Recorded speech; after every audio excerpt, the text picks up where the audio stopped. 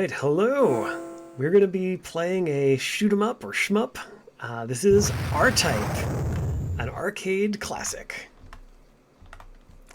We'll go ahead and throw in a coin right away and get ready to enjoy some smooth jams. 3,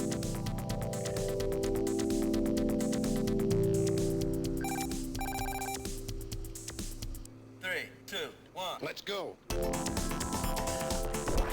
R-Type Leo has some very funky music. So, it's us against the world. We can pick up these power-ups. S is for speed up. Thankfully, you have a perfectly respectable speed right to start with, and you don't have to worry about ending up with too much speed. This thing that's changing colors, it's your main weapon upgrade. You can choose between blue and green and red. And I generally choose red. It does this big, solid laser with a little twirly laser that you can fire in either direction. The other options are green, which fires elbow lasers that go out at 90 degrees, or blue, which fires pew-pew bouncy lasers that look very cool but are less practical.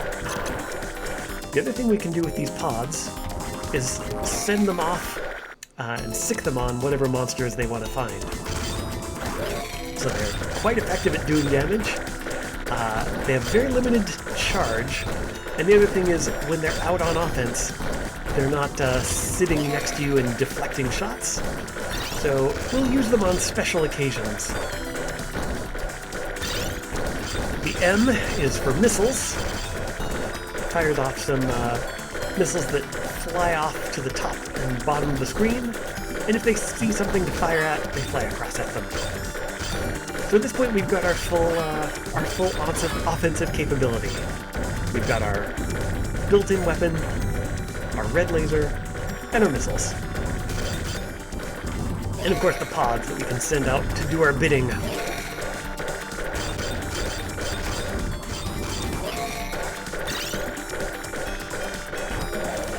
The original R-Type had a much spookier feel. There were a lot of biomechanical guts levels. R-Type Leo, by comparison, is kind of chill and upbeat. Makes it kind of the black sheep of the R-Type series. But I like it a lot. It's also less challenging than the original R-Type game. It's no pushover, especially in the later stages, but it takes it a little bit easier on you for the first few stages. Even if you're a beginner, you can have some fun.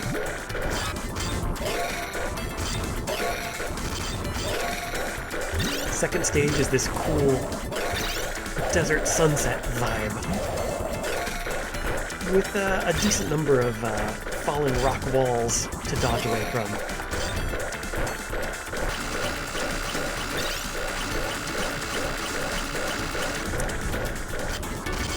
Some shmups scroll up and down, some shmups scroll left and right. Games like R-Type, that are horizontal shmups or hories, they tend to have more obstacles that you need to worry about. And sometimes the levels have a stronger theme. The tight quarters and dodging of one level feels very different from the wide open spaces of another.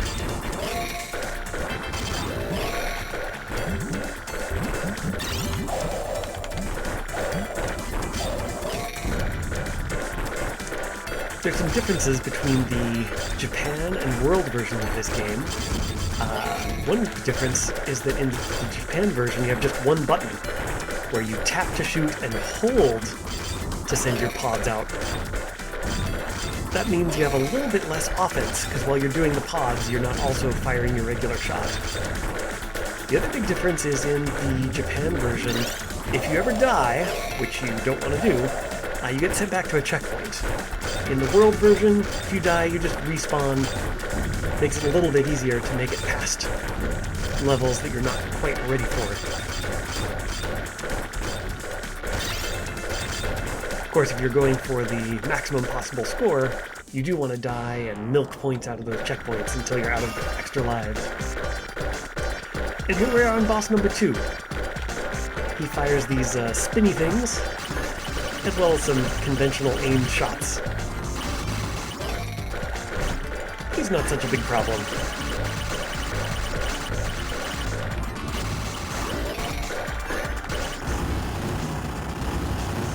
Satisfying explosions!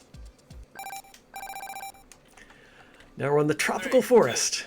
Let's go. I mentioned that R-Type is known for having guts levels. It doesn't ever get to a really spooky blood and guts level, but this is the, I guess, the plant equivalent.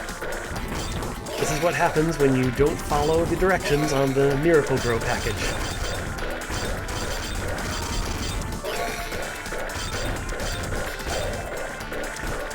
Even after you blow these things up, they start dropping sap on you, which will kill you.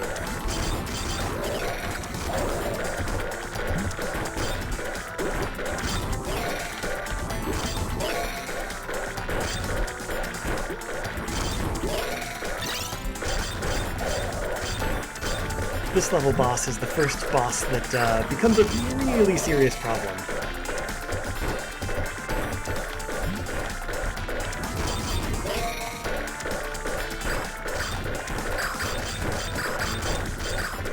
And the music is not quite as chill as it was before.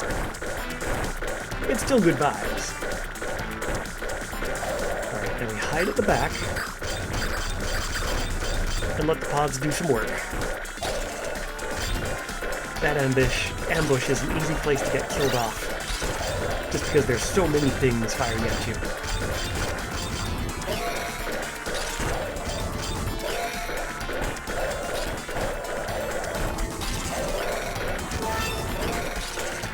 That happy sound effect meant we just got an extra life.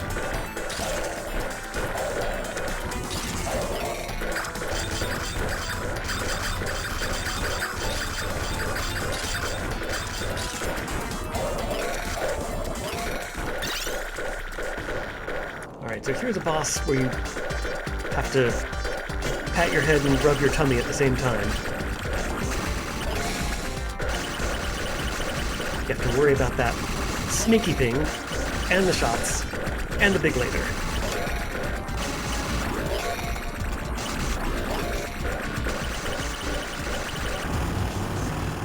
Luckily, he doesn't have that many hit points, so you don't have to survive for that long.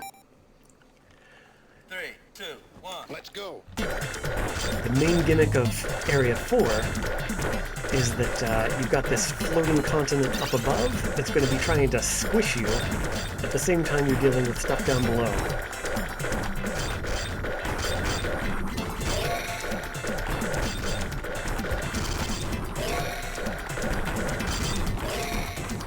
In general, we're going to try and make it to the right side of the screen.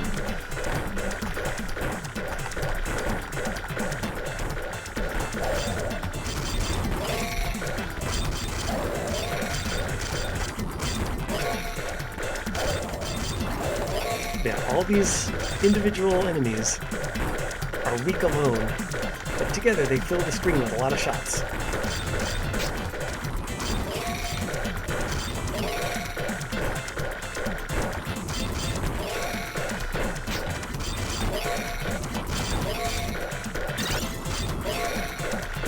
Giant tooth-like rock formations coming from both above and below. Here, ducking backwards is the secret. Just tappa, tappa, tappa. Keep tapping left. Now we have a Busby Berkeley barrage of little guys shooting their shots.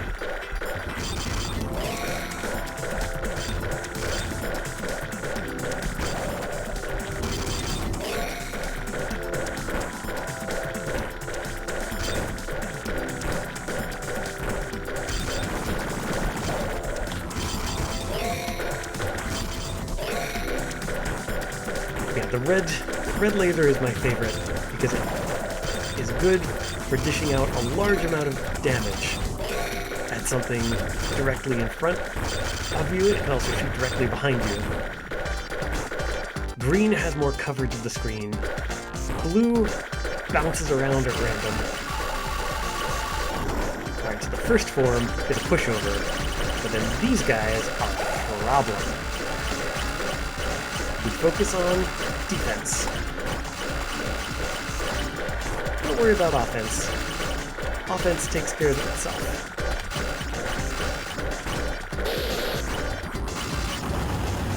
There we go. Nice.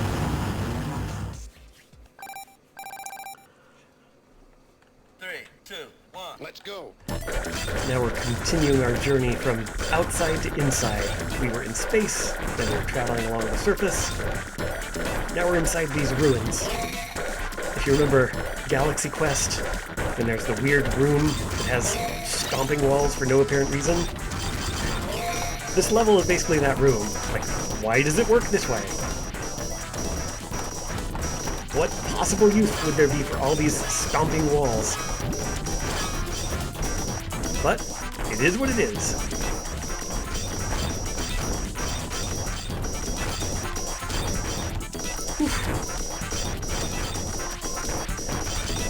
We'll sneak our way into the elevator.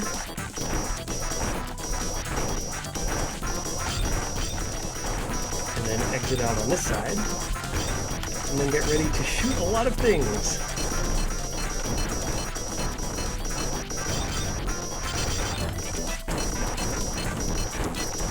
Whoa, whoa, whoa, whoa, whoa. Whoa, whoa, whoa, whoa, whoa.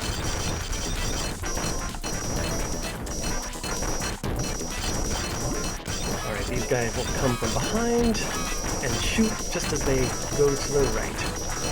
We'll go through the stomper walls. And now, these things are very satisfying because it's like popping bubble wrap. Little bubble wrap pops.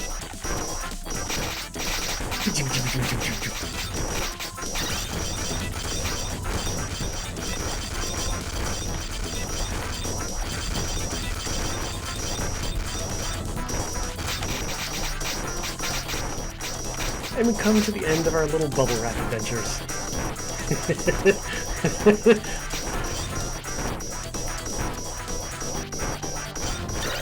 This is a game that will make you make some curly noises from time to time.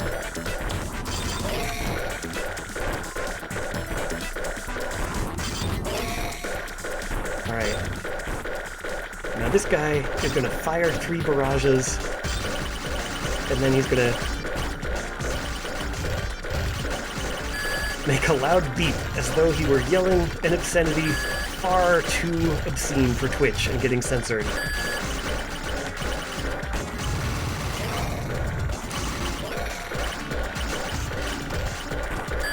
You can't say that, this is a family show!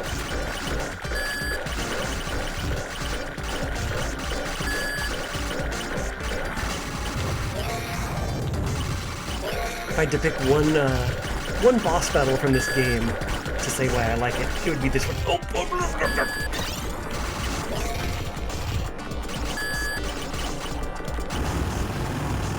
Alright, we're still good. We're still good.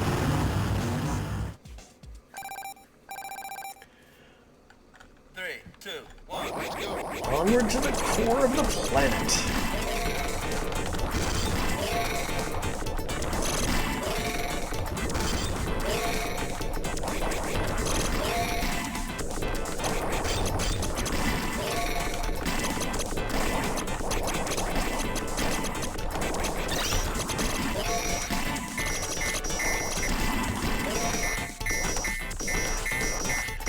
Start high, and we get down low, we go up high again.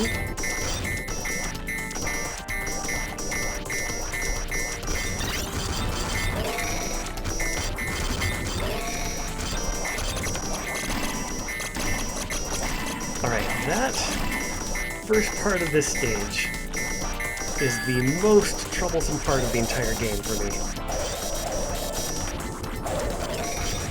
There's just an awful lot going on, and not a lot of options for how to dodge it all.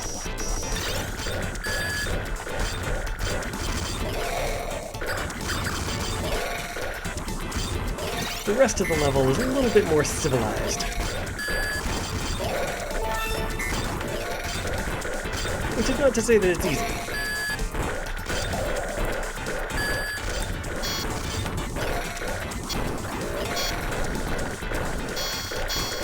These guys will stop and fire when you first come level with them, and then they'll bounce around a little bit and be destroyable.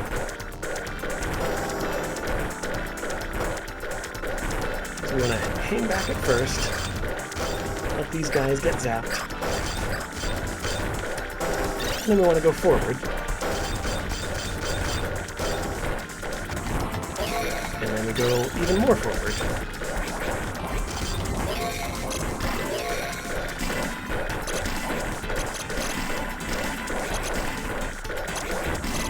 And then you'll notice that when we cross this, the walls start crashing down. That's actually an important thing to learn for later.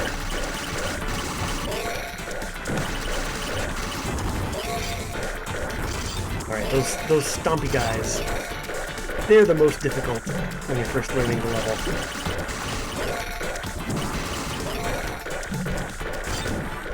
We actually don't really care about killing them, we just care about surviving them. And if we go through here too fast, the walls will crush us. That's a very rude way to get killed off on your first visit to this level.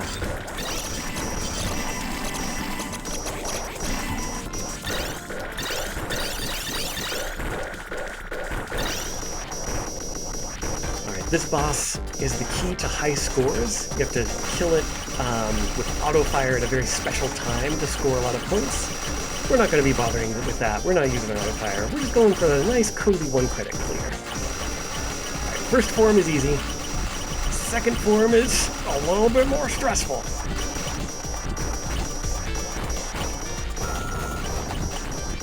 Ooh boy, that was a tight spot.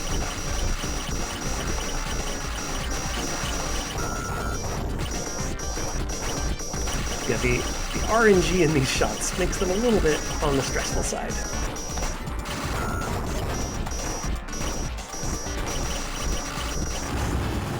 Alright, now the final stage, just some good, honest dodging. We'll tap dodge backwards for a little bit,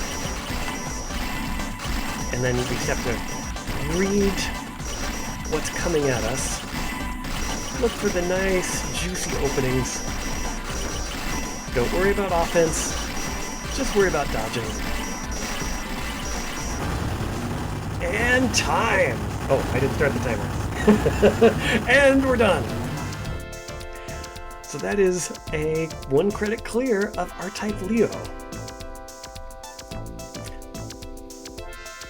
Here we make our escape as the planet core starts to explode. 3, 2, 1. There's player 2. And we get the backstory about the top-secret Paradise Plan. They're the plan to build a quasi-mechanical Earth using a computer called the Major. Its purpose was to colonize and create the ideal world. But, as usual, software bugs spoil the party again. The rejection of the bionic computer was blamed for this. However, the actual cause is still unknown, question mark? The Paradise Plan became a part of history as it was destroyed by the latest technological weapon known as Leo. And that's R-Type Leo. It's good fun. This was my first arcade shmup 1 credit clear. It's not the easiest of arcade shmups, but it's far from the hardest. It helps that the soundtrack is really, really hot jams all the way through. And that's it from me. Thanks for having me. Everybody donate, and enjoy the rest of the marathon. I know I will.